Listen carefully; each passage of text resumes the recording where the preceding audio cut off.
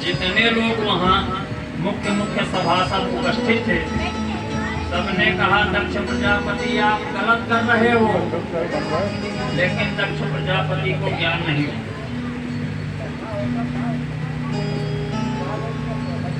शंकर जी के अनुयायियों में अग्रगण्य नंदीश्वर महाराज को जब पता लगी कि दक्ष प्रजापति ने इनको श्राप दिया है, तो क्रोध से तमतमा उठे। बोले तत्काल जाके दक्ष प्रजापति को भी समूल नष्ट कर दिया, खाली श्राप देने मात्र।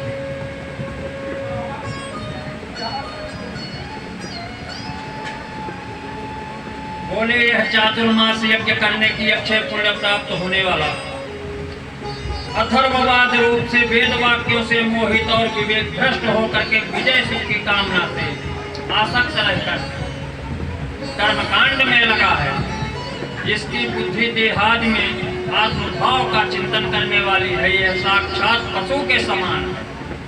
अतः इसका मुंह बकरे जैसा हो जाए।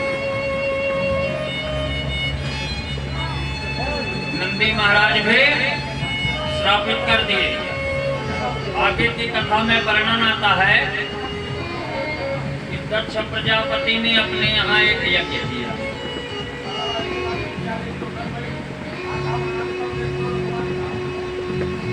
और उन दोनों का आपस का बैर विरोध बढ़ता रहा। काफी समय निकल गया, ना महादेव दक्ष प्रजापति से बोलते, ना दक्ष प्रजापति उनसे बोलते। और उसने क्या किया कि सबको यज्ञ का भाग देता था, लेकिन भगवान शिव को यज्ञ का भाग नहीं देता। तो उसने वाजपेय यज्ञ किया, फिर बृहस्पतिसौ नामक महायज्ञ प्रारंभ किया। जो बृहस्पतिसौ नाम का महायज्ञ प्रारंभ किया, सारे देवी देवता यक्ष किन्नर गंधर्व सबको निमंत्रण भेजा गया, आदर पूर्वक बुलाया गया। खाली एक जन को निमंत्रण नहीं दिया गया, इसको सिर्फ महादेव ने। सब न्योता पाए हैं, वो न्योता नहीं पाए। और जिनको निमंत्रण दिया था वो लोग भी जलाने वाली बात कर रहे हैं। सारे के सारे लोग कैलाश पर्वत के निकट से ही जा रहे हैं दक्ष प्रजापति के यहाँ। अब जब सबके आसमान में विमान उड़ रहे हैं, अच्छे अच्छे अलंकार से सुशोभित महिलाएं, देवपत्नियां, अप्सराएं, यक्षिणियां, देवियां अच्छे वस्त्राभूषणों से सुसज्जित होकर के जा रही हैं अपने अपने पतियों के साथ। तो सती ने देखा कि बहुत सारे लोग जा रहे हैं, वो आपस में बात भी करते जा रहे थे उसे यज्ञ की कि हमारा बुलावा आया। जब सती ने सुना, सती सोचने लगी कि हमारा बाप इतनी बड़ी यज्ञ कर रहा है, तो हमको निमंत्रण तक नहीं दिया।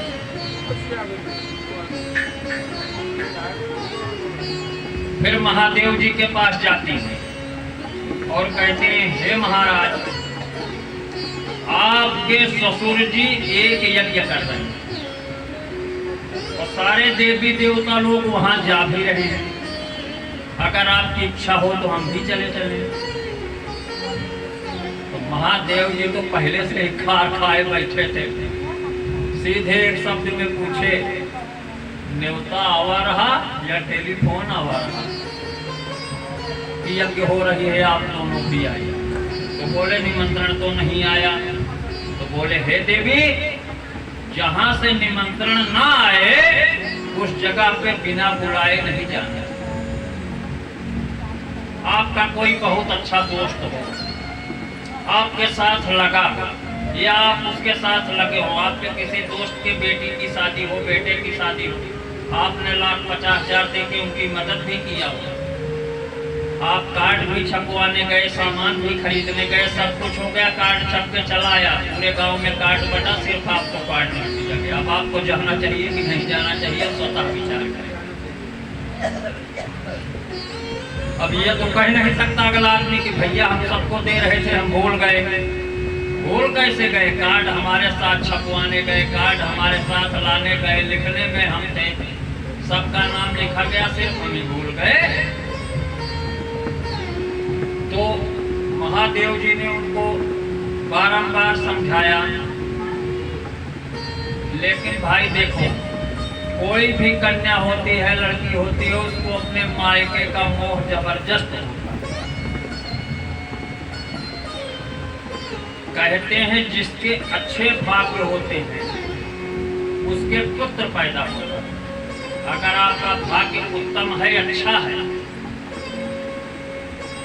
तो आपके पुत्र पैदा होगा। लेकिन आपका सौभाग्य उदय होगा तो एक कन्या का जन्म।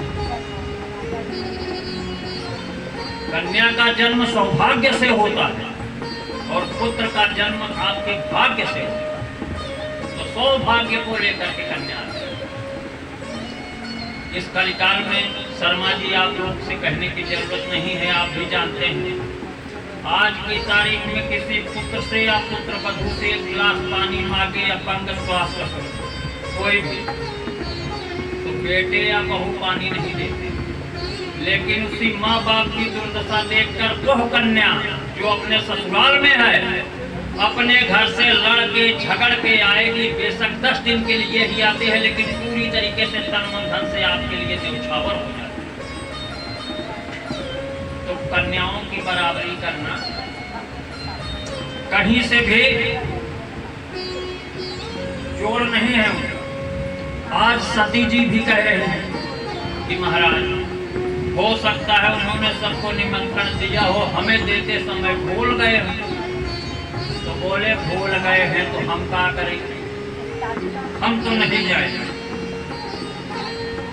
भगवान शिव ने कहा कि त्वयोदितं शोभन में वशोभने अनाहुता अप्यभियन्ति बंधुषु।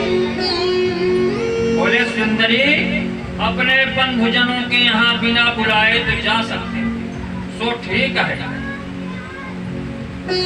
लेकिन अतिशय प्रबल देहाभिमान से उत्पन्न हुए मद और क्रोध के कारण द्वेष भावना रखने वालों के यहाँ बिना बुलाए नहीं जाना है। लेकिन पार्वती यहाँ सती जी भी हट पकड़ के बैठ गए कि हमको जाना ही है। बोले भाई, झगड़ा आपसे हुआ है, दिल आपका दुखाया गया है, हमसे तो कुछ कहा नहीं, हमको ही जाने। महादेव जी भी जान लिए कि होनी को कोई टाल नहीं सकता। जो होनी होना है वो होके ही रहेगी। लेकिन टाल सकते थे महादेव, अगर चाहते तो टाल देते। रामचरितमानस में प्रमाणित भी किया गया है, भाभी में सकाएं त्रिपुरारी।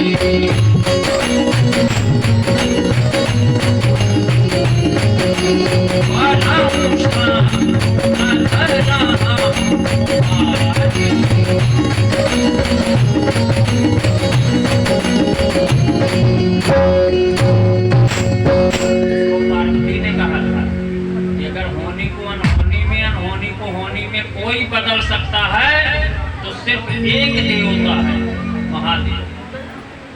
इसलिए सबको देव कहा जाता है तो उनको महादेव कहा जाता है।